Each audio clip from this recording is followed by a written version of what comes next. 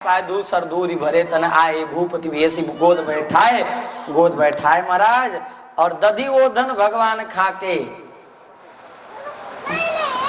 इत उत देख के इधर उधर देख के भाग चले किलकन मुख दधी वो धन लपटाए। भाग चले भगवान किलकते हुए हंसते हुए मुख में दधी ओदन लपटा। दधी ओदन जानते, दही में चावल बनता है जो, उसको कहीं कहीं अलग अलग एक महर होता है, एक बढ़िया होता है। और रामानुजाचार्य परंपरा में वो लोग बाल भोग में दधी ओदन देते हैं भगवान। तो दधी ओदन मतलब दही में जो बने उसको दधी ओदन कहते हैं। तो दधी भाग चले किलकत मुख दधी ओदन लगता है। भगवान भाग भाग के चले जाते हैं, धीरे धीरे बड़े हुए नित्य सखाओं के संग मृगिया करने जाते हैं। अपावन मृग मारही जिय जानी नित्य प्रति निपही देखा वही आनी। पावन मृग अच्छा मृग भी मारते भगवान, वध करते। किस मृग का? पावन मृग का। अच्छा मृगिया किसे कहते हैं? हमारे सनातन धर्म में एक शब्द आता है मृगया। मृगया किसे कहते हैं?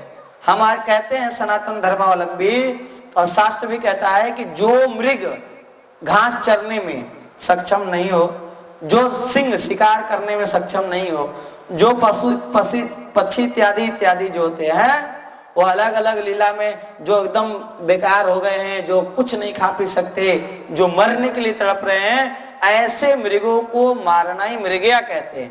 इनमें पाप नहीं लगता, दोष नहीं लगता मारने वाले को, क्योंकि ये राजा का प्रतीक्षा करते हैं कि राजा आएगा और हमें इस दुखमय जीवन से मुक्ति दिलाएगा।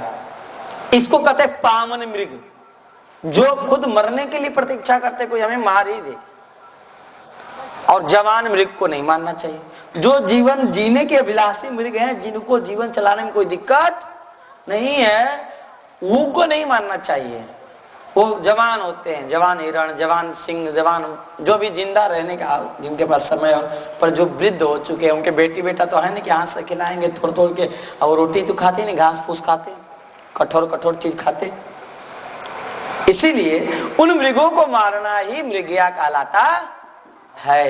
इसलिए पावन मृग मारही जिय जानी अनित प्रति निपही देखा वही आने। डेली राजा को दिखाते महाराज, और राजा भी खुश हो जाते। धीरे धीरे भगवान बड़े हुए, और बड़े हुए तो जनेऊ संस्कार हुआ, चूड़ाकरण संस्कार, जनेऊ संस्कार। जब भगवान का चूड़ाकरण और जनेऊ संस्कार हुआ तो उस संस्कार में मुंडन तो बच्चों को और पहले किया जाता है।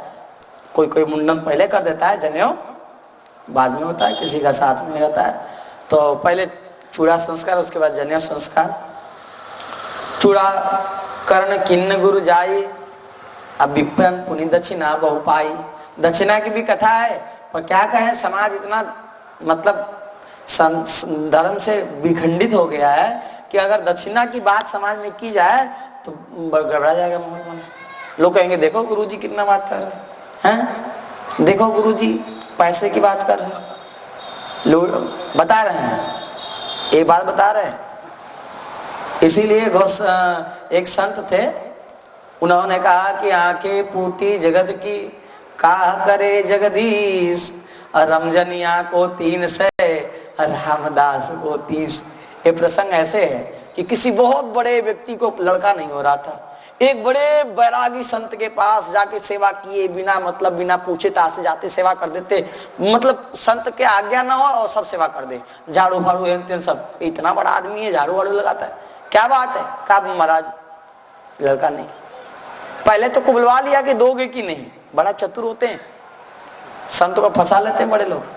पहले को बुलवा लिया कि दोगे कि नहीं, कहा ठीक है देंगे, कहा हमको बालक दे दो। बालक हुआ, अब देखो बड़ा आदमी कर लीला। बालक हुआ तो ये नहीं कि संत के पास जाए, सब कुछ संत का व्यवस्था करे, कथा कराए, कीर्तन कराए, भगवान का नाम संकीर्तन कराए, ये नहीं। ऐसा न लायक पैसा लुटा रहा वेश्या पे, नाच मंगा लिया, और गुरुजी को भी जैसे तैसे मंगा लिया। अब गुरुजी को भी नाच तो देखेंगे नहीं गुरुजी।